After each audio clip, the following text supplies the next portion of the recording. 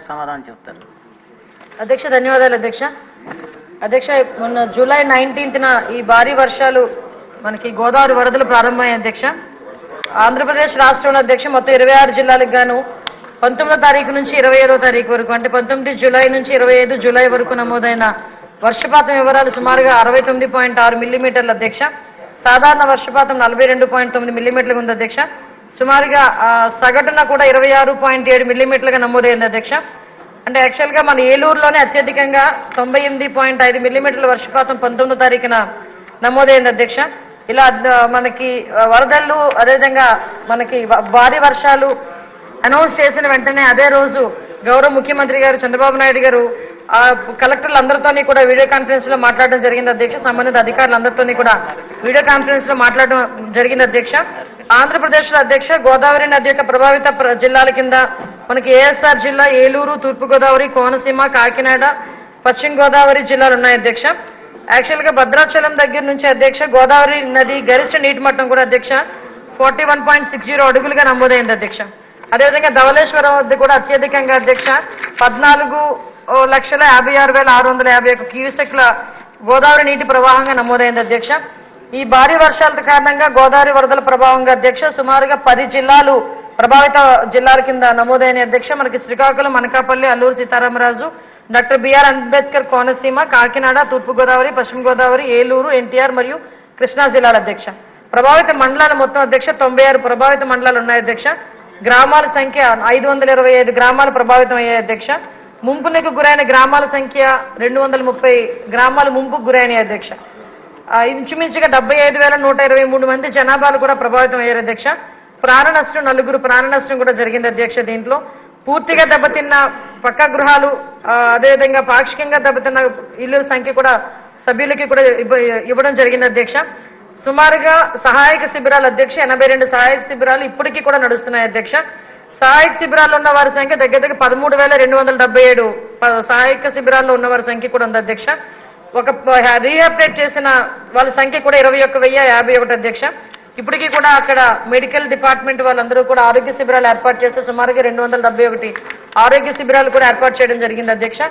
Immediate గా వాళ్ళకి flood relief కింద వాళ్ళకి ఆ రెస్క్యూ ఆపరేషన్స్ కి అదేవిధంగా ఇమీడియట్ గా దానికి తీసుకోవడానికి 26.50 కోట్ల మొత్తాన్ని విడుదల చేయడం కూడా అయింది అధ్యక్ష. వ్యవసాయ అధ్యక్ష ఇప్పటి వరకు మన సభ్యులందరూ చెప్పారు అధ్యక్ష. Maximum east Godavari, west Godavari ఈ ముంపు ప్రాంతాలన్నీ కూడా మాక్సిమం అధ్యక్ష పంట ఆధారిత ప్రాంతాలు, పంటలు ఎక్కువగా పండే ప్రాంతాలు అధ్యక్ష. ఇరిగేషన్ ఎక్కువగా ఉండే పరిస్థితి. మాక్సిమం అందరూ కూడా ఇరిగేషన్ కి సంబంధించిన సమస్యలు కూడా చెప్పున్నారు. మీ ద్వారా చెప్పేది కూడా ఏంటంటే ఈ ప్రాంతాలకు ఎలాగో మనకు ముంపు ప్రాంతాలు ఎక్కువగా వరద ప్రాంతాలన్నీ మనం ముందుగానే ఐడెంటిఫై చేసుకుంటాం కాబట్టి ఇరిగేషన్ కి సంబంధించి కూడా ఒక ప్రక్క ప్రణాళికతో ముందుకెళ్తే ఇటువంటి ఇబ్బందులు కూడా ఎదుర్కోకుండా ఉంటామన్న సంగతి కూడా మీ ద్వారా మంత్రి గారికి తెలియజేసుకుంటున్నాం అధ్యక్ష. వ్యవసాయం అధ్యక్ష సుమారుగా 43,763 హెక్టార్లు డ్యామేజ్ అయింది అధ్యక్ష. హార్టికల్చర్ కూడా అధ్యక్ష 2,728.45 హెక్టార్లు అధ్యక్ష. సుమారుగా రోడ్లు, భవనాలు దెబ్బతిన్నవి దగ్గర 894.69 కిలోమీటర్ల రోడ్లు అధ్యక్ష. అదేవిధంగా 20 కల్వర్ట్లు కూడా గుంతలు పడినాయి అధ్యక్ష. పంచాయతీరాజ్ సంబంధించి సుమారుగా 717.8 కిలోమీటర్ల రోడ్లు కూడా దెబ్బతిన్నాయి అధ్యక్ష. విద్యుత్ విషయంలో అధ్యక్ష 7 జిల్లాల్లోని కూడా 69 11 kV ఫీడర్లు దెబ్బతిన్నాయి అధ్యక్ష. 10 33 kV స్తంభాలు దెబ్బతిన్నాయి అధ్యక్ష. 151 11 kV స్తంభాలు దెబ్బతిన్నాయి అధ్యక్ష. 152 లో టెన్షన్ స్తంభాలు దెబ్బతిన్నాయి అధ్యక్ష. అధ్యక్ష ఎప్పుడైతే ఈ వర్షాలు భారీ వర్షాలు అని చెప్పిన వెంటనే గౌరవ చంద్రబాబు నాయుడు గారు ప్రత్యేకంగా వీడియో కాన్ఫరెన్స్ లో మాట్లాడి ప్రతి మండలానికి ఒక ఐఏఎస్ స్థాయి వ్యక్తిని ఒక నాడుల్ ఆఫీసర్ గా ఏర్పాటు చేయడమే కాకుండా గ్రామ స్థాయి నుంచి కూడా ఒక వరద కమిటీలు కూడా ఏర్పాటు చేయడం జరిగింది అధ్యక్ష. ప్రతి మండలంలోని కూడా ఎక్కడ ఇబ్బంది పడకుండా దగ్గర 2,000 లీటర్ల డీజిల్ ఆయిల్ కూడా నిల్వ చేయడం జరిగింది అధ్యక్ష. ప్రభావిత ప్రాంతాలు ప్రతి ఒక్క దగ్గర కూడా ఇందాక చెప్పినట్టు ఒక నోడల్ అధికారి అదేవిధంగా వీళ్ళందరితోనే పాటు రిపీటెడ్ గా మనకి ఒక ఆరోగ్య శాఖకు సంబంధించిన డాక్టర్స్ ని అదేవిధంగా అక్కడ పవర్ మనకి ఎలక్ట్రిసిటీకి సంబంధించిన విద్యుత్ శాఖ సిబ్బందిని, రెవెన్యూ సిబ్బందిని ఆ గ్రామాల్లోనే ఉంచి అక్కడెక్కడ ఎవరికి ఇబ్బంది రాకుండా చూసే పరిస్థితులు కూడా చేయడం జరిగింది అధ్యక్ష. ప్రతి మండలానికి కూడా ఒక కమాండ్ కంట్రోల్ నిర్వహణ కూడా చేయడం జరిగింది అధ్యక్ష. అధ్యక్ష మనందరం కూడా ఈ దీంట్లోని కూడా అధ్యక్ష కొన్ని జిల్లాల వరకు కూడా మనకి వరద బాధిత కుటుంబాలకు అధ్యక్ష 25 కిలోల బియ్యము, అదేవిధంగా పప్పు, పామాయిలు, కిలో ఉల్లిపాయలు, బంగాళదుంపలే కాకుండా కూరగాయలను కూడా నిత్యావసర వస్తువులను కూడా అన్నింటినీ కూడా పంపిణీ చేసేందుకు జిల్లా కలెక్టర్లకు అనుమతిస్తూ ఆర్టీ నెంబర్ 39 జీవోను కూడా జారీ చేయడం అయింది అధ్యక్ష. చాలా చోట్ల కూడా ఆల్రెడీ ఇవి కూడా పంపిణీ చేయడం జరిగింది అధ్యక్ష.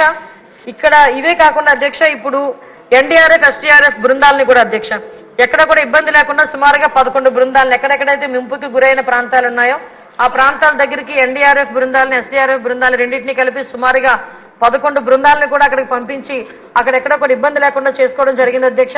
మధ్యలో ఏఎస్ఆర్ జిల్లా కలెక్టర్ గారు కూడా అక్కడ మళ్ళా ఒక ఎస్డీఆర్ఎఫ్ బృందం కానీ ఎన్డీఆర్ఎఫ్ బృందం కానీ కావాలి ఎక్స్ట్రా అంటే ఇమీడియట్ గా అక్కడ కూడా పంపించడం జరిగింది అధ్యక్ష. ప్రతిరోజు కూడా గౌరవ చంద్రబాబు నాయుడు గారు మొన్నటి వరకు రివ్యూ చేసుకుని ఎక్కడ ఎటువంటి ఇబ్బంది లేకుండా చూసుకునే బాధ్యత కూడా చేశారు అధ్యక్ష. వీటితో పాటు అధ్యక్ష ఇంకొక విషయం చెప్పాలి. మనందరికీ తెలుసు గౌరవ చంద్రబాబు నాయుడు గారు డిజాస్టర్ మేనేజ్మెంట్ ని అంత ట్యాకిల్ చేయగలరు, అదేవిధంగా తుఫాన్ పరిస్థితుల్ని కూడా అంటే సమర్థవంతంగా ఎదుర్కోగలిగే కెపాసిటీ ఉన్న వ్యక్తి. హుద్హుద్ లాంటి విరుచుకుపడిన సమయంలో కూడా అధ్యక్ష ఆ టైంలో కూడా గౌరవ చంద్రబాబు నాయుడు 2014లో ముఖ్యమంత్రిగా ఉండేటప్పుడు అతి తక్కువ సమయంలో పునరుద్ధరణ గావించిన పరిస్థితి కూడా మనందరికీ కూడా తెలుసు అధ్యక్ష. పెద్ద రిస్టోరేషన్ పనులు కూడా అదే అధ్యక్ష ఫస్ట్ టైం అధ్యక్ష. రిస్టోరేషన్ లో మొట్టమొదటి దశలోనే అతి తొందరగా చేసిన పరిస్థితులు కూడా అదే మొదటిసారి అధ్యక్ష దేశ చరిత్రలో. అధ్యక్ష విపత్తు నిర్వహణ సంస్థల సామర్థ్యానికి అధ్యక్ష ఆ రోజు కొత్త రాష్ట్రం ఏర్పడిన వెంటనే సుమారుగా ఈ విపత్తు నిర్వహణ సంస్థను ఏర్పాటు చేయడం జరిగింది అధ్యక్ష. 24/7 పనిచేసే రాష్ట్ర ఎమర్జెన్సీ ఆపరేషన్ సెంటర్, 9 జిల్లాల్లో ఎమర్జెన్సీ ఆపరేషన్ సెంటర్, 76 మండల్స్ లో emergency operation centres, 145 early warning dissemination systems అధ్యక్ష, 219 మల్టీపర్పస్ సైక్లోన్ షెల్టర్స్ ఏర్పాటు చేయడం జరిగింది. 145 ఎర్లీ వార్నింగ్ డిస్మినేషన్ సిస్టమ్ అధ్యక్ష. అది ఎలా ఉంటుందంటే ఒక చిన్న బటన్ ఎక్కడైనా ఇబ్బంది కలిగితే ఒక చిన్న బటన్ ఇక్కడ డిజాస్టర్ మేనేజ్మెంట్ ఆఫీసులో కూర్చొని నొక్కితే మనకు సైరన్ వినిపిస్తుంది అధ్యక్ష. దాన్ని కాస్త మొన్న ఏం చేశారంటే మెయింటెనెన్స్ లేక బిల్లులు లేక ఈ రోజు ఒక్కటి కూడా ఎర్లీ వార్నింగ్ సిస్టమ్ ఏది కూడా డిస్మినేషన్ సిస్టమ్ ఏది కూడా పనిచేయలేని పరిస్థితి ఉంది అధ్యక్ష. దీన్ని కూడా గాడిలో పెట్టాల్సిన అవసరం ఉంది.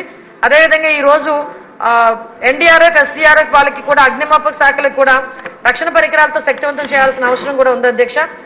కంపల్సరీగా అధ్యక్ష మన ఇంతకు ముందు డిజాస్టర్ మేనేజ్మెంట్ అంటే ఆంధ్రప్రదేశ్ చూసి నేర్చుకోవాలి అనే పరిస్థితుల నుంచి ఈ రోజు ఆంధ్రప్రదేశ్ లో పరిస్థితి ఎలా అయిందని డిజాస్టర్ మేనేజ్మెంట్ లో డబ్బులు గట్టక ఆ మెషినరీని మెయింటైన్ చేయలేక వాళ్ళు కూడా కోర్టులకు వెళ్తే కోర్టులు కూడా ముట్టే పరిస్థితి వచ్చింది అధ్యక్ష. అంటే సింపుల్ గా చెప్పాలంటే డిజాస్టర్ మేనేజ్మెంట్ కే డిజాస్టర్ తీసుకొచ్చారు లాస్ట్ గవర్నమెంట్ అంతా కలిపి.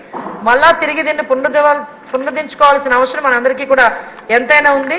కంపల్సరీగా ఏదైతే వర్షాలకి భారీ వర్షాలకి వరదలకి దెబ్బతిన్న ప్రాంతాలు అదేవిధంగా పంట పొలాలకి కూడా అన్నిటికీ కూడా నష్టపరిహారంగా రాష్ట్ర ప్రభుత్వం కంపల్సరీగా ఆదుకుంటుంది.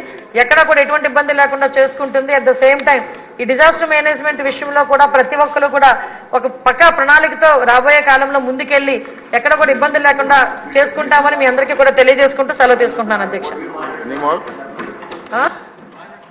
క్లారిఫికేషన్ కావాలా? అది ఇరిగేషన్ సార్. నేనే చెప్తాను. ఆకలి వేస్తుందండి.